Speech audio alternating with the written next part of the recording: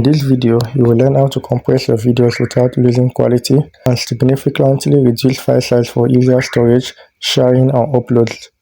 Now, let's go to our Play Store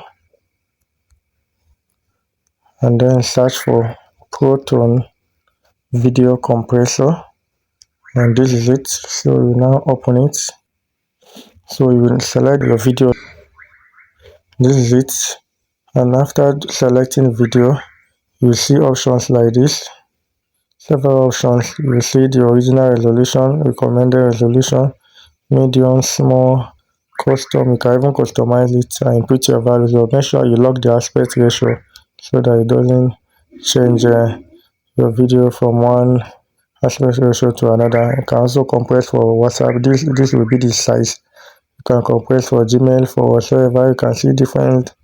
Yeah, but that's not what you want to compress it in such a way that you will maintain the video will maintain its high quality. You can also preview to know what you get after compressing.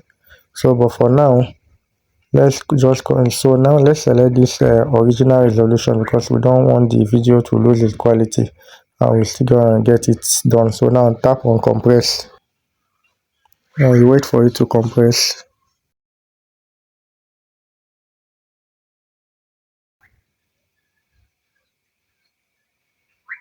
This is it. See the original file size 71 megabytes and the compressed 11 megabytes. You can see the difference and the quality will be good. So now what you do, you tap on you can see under this compressed 11 megabytes, you can see compare under it. You can see compare here. You tap on compare. You can see the original 71 MB and the compressed. Let's play the two at the same time. In this video, you will learn how to create images just like this one. Now let's look at the original one first. You can see this is very beautiful, right? So now let's get started.